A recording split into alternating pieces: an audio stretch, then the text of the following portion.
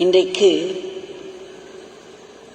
மிகவும் புனிதமான ஒரு நாள். நமக்கெல்லாம் ஒரு ஹைலி ஆஸ்பிஷியஸ் என்று சொல்வோம், மங்களகரமான நாள். எப்பேற்பட்ட மங்களம்! நம்முடைய குருநாதர் யோகி ராம் சுரத்குமார் அவர்களுடைய குருநாதர் பாப்பா ராம்தாஸ் அவர்களுடைய ஜன்மதினம்.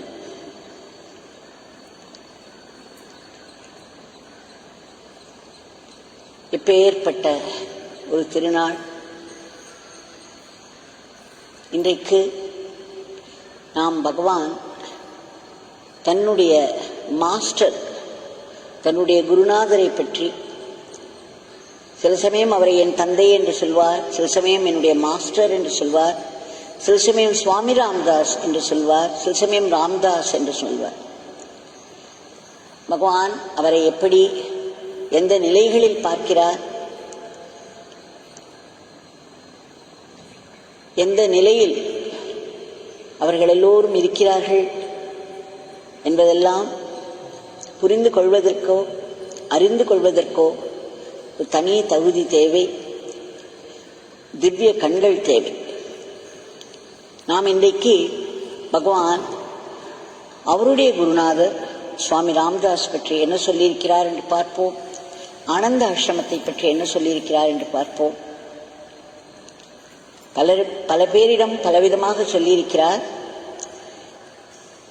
இதில் குறிப்பாக ஒன்று, 1980 வருஷம் அக்டோபர் மாதம்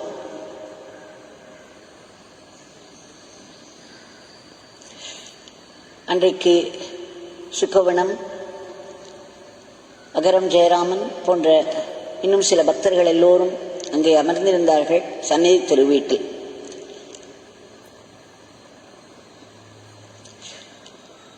அந்த சமயம்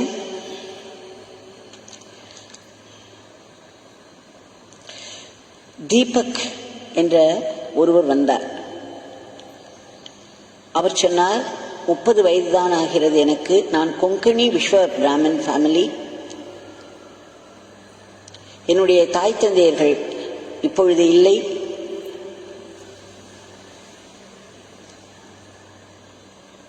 ஆனால் எனக்கு ஒரு ஃபேக்டரி இருக்கிறது பாம்பேயில்.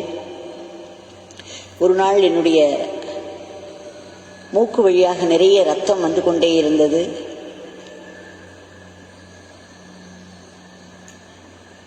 சடன்லி என்னுடைய வயிறும் தலையும் ஏதேதோ மாற்றங்களை, ஏதேதோ விதமான கஷ்டங்களை உண்டு பண்ணி கொண்டிருந்தது. எனக்கு மிகவும் டார்ச்சராக இருந்தது. அதிலிருந்து என்னை யாரோ ஒருவர், யார் என்று சொல்ல முடியவில்லை, ஏதோ ஒன்று என்னை ஹிம்சைப்படுத்திக் கொண்டிருப்பது போலவே நான் உணர்கிறேன். எந்த நிமிஷமும் நான் நிலைகுலைந்து போய்விடுவேன் என்றெல்லாம் நினைக்கிறேன். நான் எங்கு வெளியில் சென்றாலும் யாரையாவது கூட அழைத்து செல்லும் அளவுக்கு என் மனமும் உடலும் பாதித்து விட்டது. உங்களை பற்றி கேள்விப்பட்டு உங்களிடம் வந்தேன் என்று அந்த இளைஞர், 30 வயது இளைஞர் பகவானிடம் சொன்னார். உடனே பகவான் என்ன சொன்னார் தெரியுமா? நீங்கள் காஞ்சன்காடு என்ற இடத்தில் ஆனந்தாசிரமம் இருக்கிறது, அங்கு போய் இருந்து கொண்டு அங்கு இருக்கும் ராமநாமத்தை சொல்லிக்கொண்டு பிரார்த்தனை செய்த வண்ணம் இருங்கள். உங்களுடைய கஷ்டங்கள், உங்களுடைய பிரச்சனைகள் அனைத்தும் உடலிலும் சரி மனதிலும் சரி எல்லாம் தீர்ந்துவிடும் என்று சொன்னார். உடனே அந்த தீபக் என்பவர் சொன்னார், நான் எழுதினேன் அந்த ஆசிரமத்திற்கு. பூஜ்ய மாதாஜி கிருஷ்ணாபாய் அவர்கள், பப்பா ராம்தாஸ் என்னை ஆசீர்வதிப்பார், என்னுடைய பிரச்சனைகள் எல்லாம் தீர்ந்துவிடும் என்று ஆசீர்வதித்துள்ளார் என்று சொன்னார். ஆனால் 1 மாதம் அங்கு தங்குவதற்கு முடியுமா என்பது சந்தேகம் என்று சொல்லிவிட்டார். உடனே ஸ்ரீ யோகிஜி சொன்னார், நீ கண்டிப்பாக அங்கு சென்று 1 மாதம் தங்க வேண்டும். நீ கூடவே உன்னுடைய தாயையும் சகோதரியையும் அழைத்து செல்லலாம். என்னுடைய மாஸ்டர் சுவாமி ராம்தாஸ் அவர்தான் உன்னை இங்கே அனுப்பி எனக்கு அவரை பற்றிய நினைவையும் ஆனந்தாசிரமம் பற்றிய நினைவையும் தூண்டிவிட்டுள்ளார். நீ என்னுடைய குருநாதருடைய குடும்பத்தைச் சேர்ந்தவர். இந்த பிச்சைக்காரர் உனக்கு வணக்கம் சொல்கிறார் என்று சொன்னார். அப்படி ஒரு பாவம் ஏற்பட்டு விட்டது பகவானுக்கு. தன்னுடைய குருநாதர் பப்பா ராம்தாஸ் ஆனந்தாசிரம் நினைவுகள் வெள்ளமாய் அவரிடம் திரும்பின. பகவான் பேச ஆரம்பித்து விட்டார். அவர் சொன்னார், பாப்பா ராம்தாஸ் அவர்களுடைய ஆசிரமம் போல் இந்த உலகத்திலேயே வேறு ஆசிரமம் கிடையாது. There is no parallel ashram on earth like Papa Ramdas ashram Kanjangar. என்னுடைய மாஸ்டரும் மாதாஜி கிருஷ்ணாபாயும் அன்பே வடிவானவர்கள், அருளே வடிவானவர்கள். ஆயிரக்கணக்கான பேர்களை ராமநாமத்தில் இணைத்து விட்டவர்கள், ராமநாம சிந்தனையில் ஈடுபடுத்தியவர்கள். அந்த ஆசிரமம் 6 ஏக்கர் நிலத்தில் இருக்கிறது. அதனுடைய அமைப்பே நமக்கு பிரமிப்பை ஊட்டும். ஒரு பக்கம் உயரமான மலைகள் இருக்கும், அடுத்த பக்கம் பரந்த ஆழமான கடல். எப்பேற்பட்ட ஒரு அழகான இடம் அது!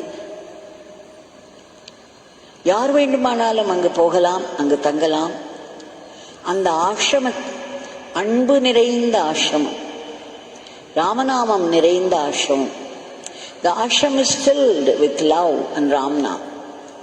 அவர்கள் யாரும் உன்னிடம் பணம் கேட்க மாட்டார்கள்.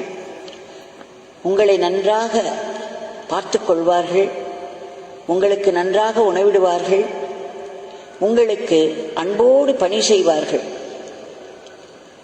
சாதுக்கள் வந்தால் அவர்களுக்கு வஸ்திரங்கள் கொடுப்பார்கள். அது மட்டுமல்ல, அவர்களுடைய பயணத்துக்கான வேண்டிய செலவையும் பப்பா அவர்கள் கொடுப்பார்கள். என்னுடைய மாஸ்டர் ராமதாஸ் அவர்களுக்கு மிக பரந்த மனம், பரந்த இதயம் என்று சொல்லி மறுபடியும் பரவசத்தில் ஆழ்ந்தார். பிறகு மறுபடியும் சொன்னார்,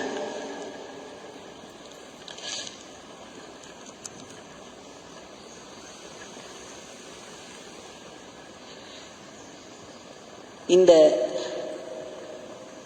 உலகம் உணர்வு என்ற ஆகாசத்தில் ஆன்மீகத்தையே ஆகாசமாக நாம் சொல்ல முடியுமானால் அதுவும் அமர் பாரத்,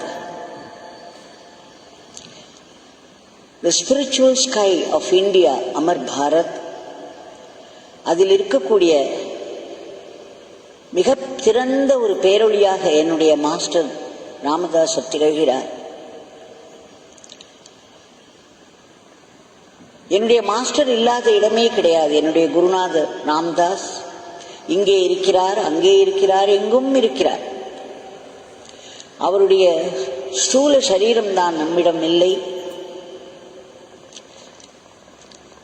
அவர்தான் இந்த பிச்சைக்காரனை வழி நடத்தினார், இப்பொழுதும் வழி நடத்தி கொண்டிருக்கிறார். எதிர்காலத்திலும் இந்த பிச்சைக்காரனை வழி நடத்தி கொண்டே இருப்பார். அவர் யார்? அந்த தெய்வீக அன்பின் மறு வடிவம் அவர். அவரிடம் அன்பு மட்டும்தான் இருக்கிறது. அவருடைய இதயத்தில் இருக்காதவர்களே கிடையாது. ஒவ்வொருவருக்கும் அவருடைய இதயத்தில் இடம் உண்டு. உனக்கு, எனக்கு, எல்லோருக்கும் அவருடைய பரந்த இதயத்தில் இடம் உண்டு. நீங்கள் எல்லோரும் மிகவும் பெரிய அதிர்ஷ்டசாலிகள். அவருடைய ஹிருதயத்தில் நாம் புகுந்து விடுவதுதான் பூந்து விட்டோமானால் அதைவிட பெரிய அதிர்ஷ்டம் என்ன இருக்கிறது? அவர் நம்மையெல்லாம் நன்கு பாதுகாத்து வருகிறார், நம்மையெல்லாம் நன்கு பார்த்துக் கொள்கிறார், கவனத்தோடு நம்மையெல்லாம் பார்த்துக் கொள்கிறார், நம்மை பாதுகாத்து வருகிறார், நமக்கு வழிகாட்டி வருகிறார். நம்முடைய நாட்டுக்கும் இந்த உலகத்திற்கும் நாம் எப்படி பணி செய்ய வேண்டும் என்ற அந்த வழியையும் அவர் காட்டி வருகிறார். இந்த பிச்சைக்காரருக்கு அவருடைய ஆசிரமத்தை விட்டு செல்லவே மனமில்லை. He did not want to leave his ashram. ஆனால் என்னுடைய குருநாதர் என்ன சொல்லிவிட்டார் தெரியுமா? இந்த அழுக்க பிச்சைக்காரனுக்கு ஒரு பெரிய பணி இருக்கிறது, அந்த பணியை திருவண்ணாமலையில் இருந்துதான் செய்ய வேண்டும் என்று சொல்லிவிட்டார். My master wanted this dirty beggar to serve, to do his work here at Tiruvannamalai. Do your work there என்று கட்டளையிட்டு விட்டார். உன்னுடைய வேலையை அங்கே செய் என்று கட்டளையிட்டு விட்டார். என்னுடைய குருநாதர் பாப்பா ராம்தாஸ் எங்கும் இருக்கிறார், எல்லோரையும் ஆசீர்வதித்த வண்ணம் இருக்கிறார். எங்கெங்கெல்லாம் நாம் இருந்து அவருடைய இறை பணியில் ஈடுபட வேண்டுமோ என்று அவர் விரும்புகிறாரோ அங்கெல்லாம் நாம் சென்று அவருடைய இறை பணியை, அவருடைய வழிகாட்டுதலில் முழு நம்பிக்கையோடு செய்து கொண்டிருக்க வேண்டும். இதுதான் நாம் செய்ய வேண்டியது.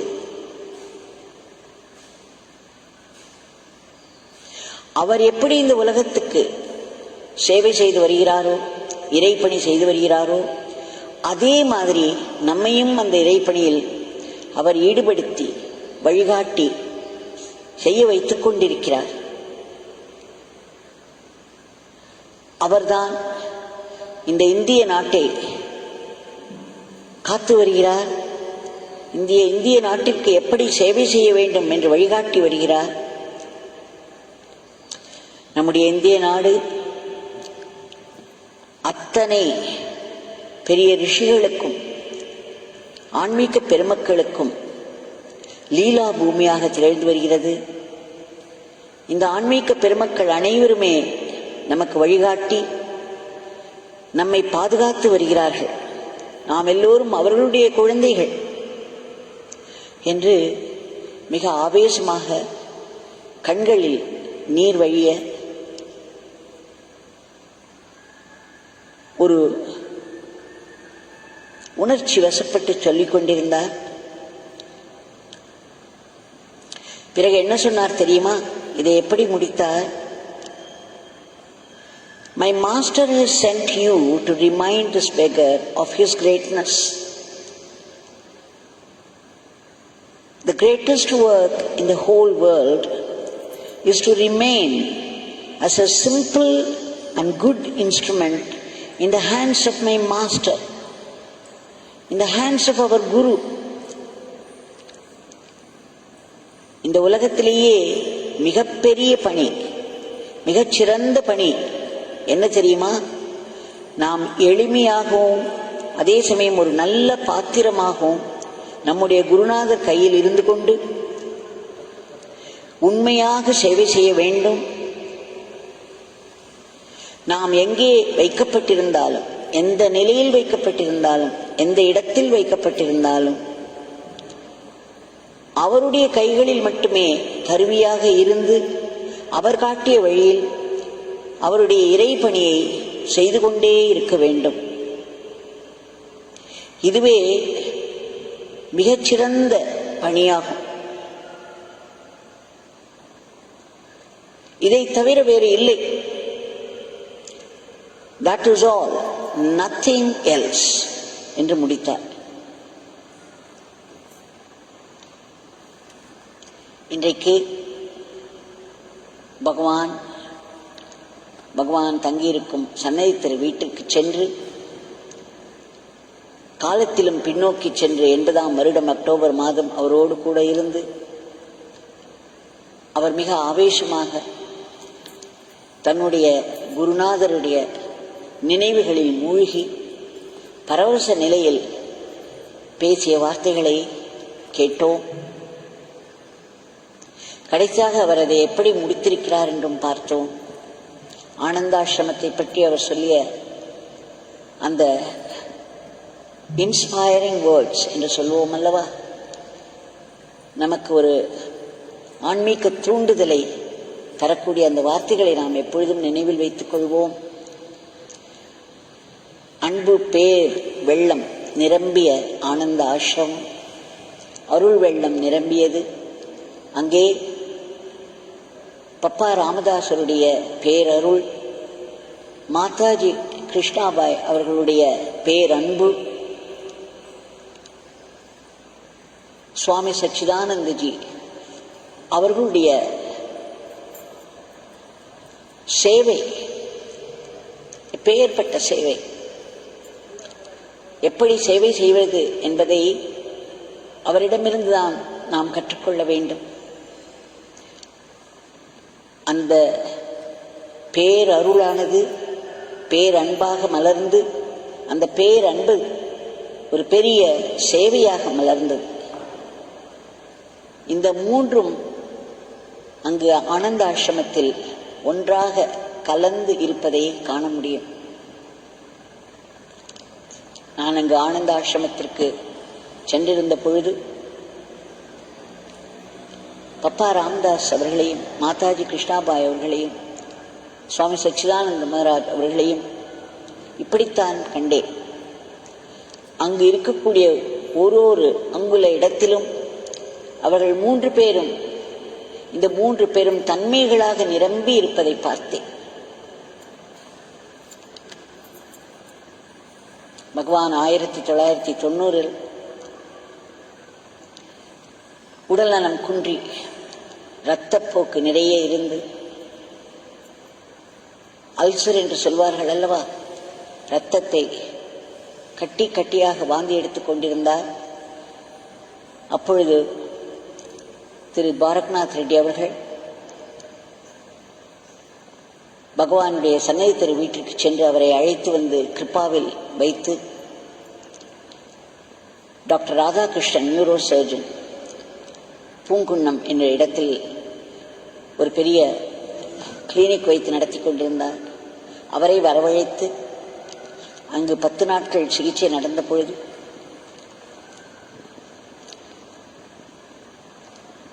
பப்பா ராமதாஸ் அவர்களிடம்தான் நான் வேண்டிக் கொண்டே இருப்பேன், பகவானுடைய நாமத்தை சொல்வேன். ஆனால் பப்பா ராமதாசரிடம் பாதங்களை பிடித்துக்கொண்டு, உங்களுடைய தவப்புதல்வர் எப்படி இருக்கிறார் பாருங்கள், எவ்வளவு பெரிய இறைப்பணியை கொடுத்து. அவர் இரவு முழுவதும் பப்பா ராமதாசுடைய கால்களை பிடித்துக்கொண்டு பகவானுடைய நாமத்தை சொல்லி சொல்லி கதறுவேன். அது எப்படி ஒரு பெரிய மேஜிக் மாதிரி வேலை செய்தது என்பது எல்லோராலும் பார்க்க முடியும். 10 நாட்களில் பகவான் எழுந்து விரைவாக நடக்க ஆரம்பித்தார்.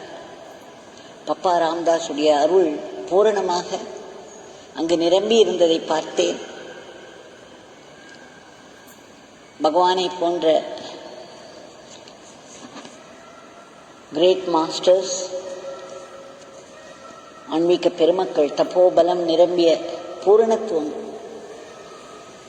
பூரணத்துவத்தில் இருக்கும் அவர்களுக்கு அந்த உடல் ஒரு பொருட்டல்ல.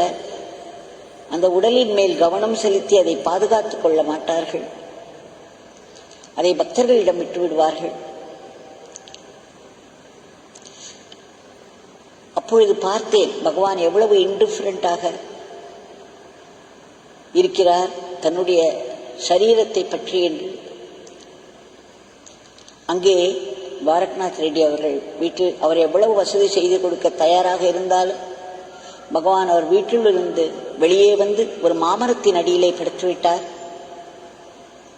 அந்த மாமரத்தின் அடியில வேக வேகமாக சென்று ஒரு பாயை போட்டு ஒரு தலைகாணியை வைத்து பகவானை வற்புறுத்தி அந்த பாயின் மேல் படுக்க வைத்தோம்.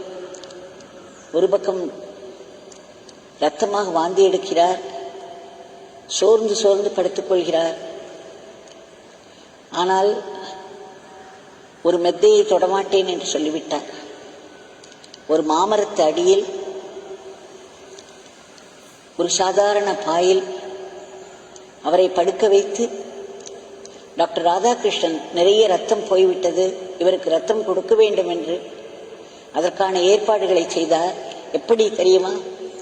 அந்த மாமரத்தின் ஒரு கிளையிலேயே அந்த இரத்த பையை தொங்கவிட்டு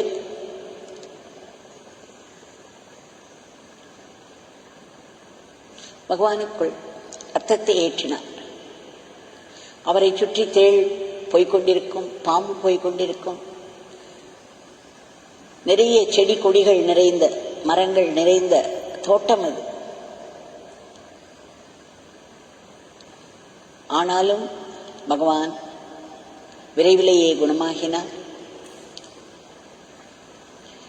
மகாத்மாக்கள் எந்த ஒரு சூழ்நிலையிலும் அருளை மட்டுமே சார்ந்திருப்பவர்கள் என்பதை நான் பார்த்தேன். இது எதற்கு சொல்கிறேன் என்றால், அப்பொழுதெல்லாம் பப்பா ராம்தாஸ் அப்படி ஒரு அருளை என்னால் அனுபவிக்க முடிந்தது. ஏனென்றால் பகவானுக்கு ஏதேனும் ஆகிவிடுமோ என்ற ஒரு பயம், பகவான் தன்னை கவனித்துக் கொள்ள மாட்டார் என்ற ஒரு எண்ணம் இருந்ததனால் பகவானுடைய நாமத்தை சொல்லி சொல்லி பப்பா ராமதாசரை தான் கெஞ்சிக் கொண்டிருந்தேன். அந்த அன்பு, அந்த அருளை ஆனந்தாஷ்ரம் நான் சென்ற பொழுது அங்கு ஒவ்வொரு இடத்திலும் அதை கண்டேன். பகவான் யாராவது ஆனந்தாசிரமத்திலிருந்து வந்திருக்கிறார்கள் என்று சொல்லிவிட்டாலே போதும், எழுந்து அவர்களுக்கு நமஸ்காரம் செய்வார். அதை நான் பார்த்திருக்கிறேன் கண்ணா.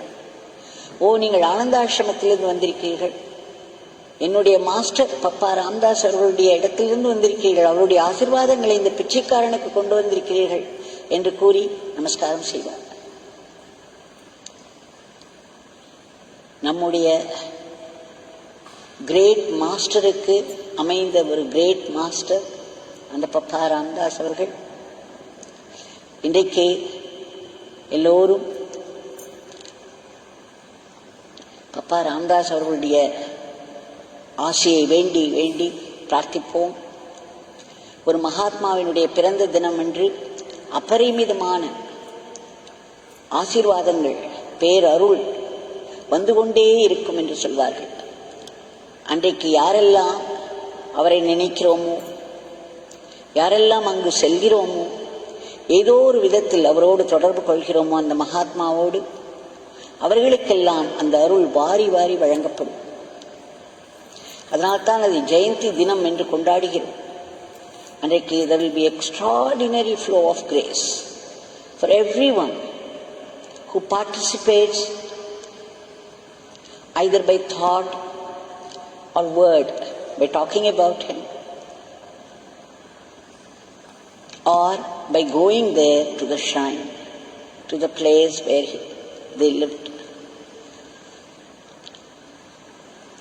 They continue to live. மகாத்மாக்களுக்கு சரீரம் ஒரு பொருட்டல்ல, அவர்கள் எப்பொழுதும் இருந்து கொண்டே இருக்கிறார்கள். நம்முடைய பகவான் சொல்வார் அல்லவா, ஆனந்த ஆசிரமத்திலேயே தொடர்ந்து இருக்க விரும்பினேன், அதை விட்டு செல்லவே எனக்கு மனமில்லை. எப்பேற்பட்ட இடம், அன்பும் ராமநாமமும் ஆழமாய் எங்கும் நிரம்பி இருக்கும் இடம் என்று சொல்லிக்கொண்டே இருந்தார். இன்றைக்கு நாம் பகவானோடு பப்பா ராமதாசரையும் நினைவு கூர்ந்து ராமநாமம் சொல்லி அவருடைய பாதங்களில் இன்றைய பிரார்த்தனையை சமர்ப்பிப்போம்.